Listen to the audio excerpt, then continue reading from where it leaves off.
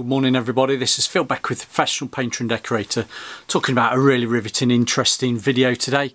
We're talking about knots. Knots, I'm not on about knots that you tie into, we're not talking about knots in rope or anything like that, we're talking about knots in wood. And how do we sort out and stop knots coming through your surfaces of your paints, particularly oil-based paints, water-based paints that you've painted a surface and you might have seen when you've been to, I don't know, your friends' houses that might have a new build house. They've been in a few years, they've had the heating on, and you can see some knots coming through that woodwork, i.e. through your paint surface. It leaves a brown ring. Now let's talk about a traditional way of actually sorting out a knot in a piece of wood. The traditional way would be actually drill it out, and it won't be with an electric drill. To be hand done, going back hundreds of years, they'd be drilling it out, get rid of the knot totally, they'd be filling it, packing it out, priming it, jobs are good and sorted. But in this day and age, we're now into 2020 whatever, depending on when you're watching this, and there are products out there that you can actually put over the knot when it's in the bare stages, when it's even got paint on, to stop it coming through for your future paints that go over it. Now, your traditional way, let's start with shellac knotting. Shellac knotting comes in various forms: white knotting, dark knotting. Well, hey, what's shellac knotting? Right, I'll keep it quite simple. It's not a shellac beetle, it's a lac beetle. Come from places like Malaysia, and they excrete something. They excrete something that goes onto the barks and the leaves of the plants that they're climbing all over, and it dries in the sunshine and it comes off in the form of a shell, shellac. So it's the lac beetle, the female lac beetle, and it's this shell that is the shellac part, shellac, and it's thinned by methylated spirit. So your methylated spirit, that's why it's got that meth smell to it, is your thinner for shellac knotting. Now, the traditional way of applying shellac knotting, we have knotting bottles. My father's been in business since 1965. Let me bore you with this again. My father's been in business since 1965. Brian works for us. He's been with us since 1966. I was born in 1974. So Brian's actually been brought up with me and vice versa. Brian still works with us today. He's 72. My father's be 80 next, still working. Knotting bottle with shellac knotting. That's how you'd sort out your knots. Quite simple. But there's other stuff that we can use, and I want to talk about it. The other things that we can use. A lot of people don't know this. Let me put this down. A lot of people don't know this, or pass it by and not really think about it. Aluminium leafing primer, or aluminium wood primer as it's more commonly known, or we call it aluminium primer. It is not, that is not a primer for aluminium. People think that this is a primer for aluminium. It's not. This is a primer for softwoods, hardwoods, resinous timbers, goes over knots clearly. It also holds back creosote surfaces, bitumen surfaces. This is your go-to product for problematic woods, and this is what we're looking at: aluminium wood primer, and it stops the knots coming through, because if you use this for knots, brush a couple of coats on. I'll tell you now, it's oil-based, so thinnable with white spirit. Don't use anything else. But what you do with this, brush a couple of coats on, it layers fine aluminium particles. I'll do the like that. I can remember at college we used to draw it out.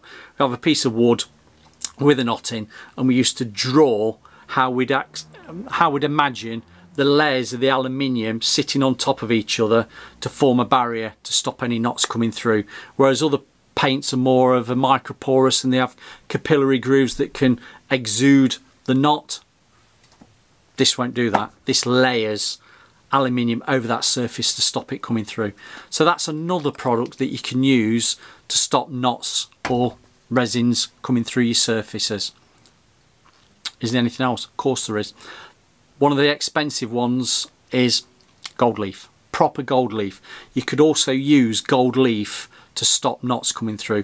You might go to an old property that's 100 odd years old that's very posh. You might burn some woodwork off or strip it, and you might see a little ring of yellow over a knot, and that is a telltale sign that there's been a mordant on and also a gold leaf piece just put over the knot, and the gold leaf also acts as a barrier to stop any of the knot coming through the paintwork. But back then your paintwork would be oil based. We've moved on from that, haven't we? We've moved on from that. Some people still are living the dark ages of oil based and swear blind. Right, so we've done traditional, what we call, well, drilling out, traditional knotting. We've talked about aluminium leafing primer that isn't used for aluminium, and we've also spoke about gold leaf. What else can we use? More modern day products. We have got more modern day products. There are water-based products out there, and I would like to try the Zinsser Aqua bin, but unfortunately nobody's reached out to me, shouted out to me, or sent me a sample little pot to say we've got a new product. That's a dig at Zinsser, sorry, but nobody sent me a tin, so I'm just going to talk about everybody else's. Tikkurila do one, multi-stop. Farrow and Ball do one. Both alright, but how do I sit with using a water-based product for going over knots and resinous timbers? How do I sit with it? Supposedly they work. The advantage of using a water-based product is, particularly if you're wanting quick turnarounds and spraying and things like that, these are very good. Don't forget, your methylated spirit based shellac knotting is dry within minutes because it evaporates away because it's a spirit based product. Your aluminium leafing primer, an oil-based product, so that's white spirit, that is next day. Forget about doing anything with that in the same day. That's a next day coat over product. Water-based products, few hours, you're repainting again. Brilliant.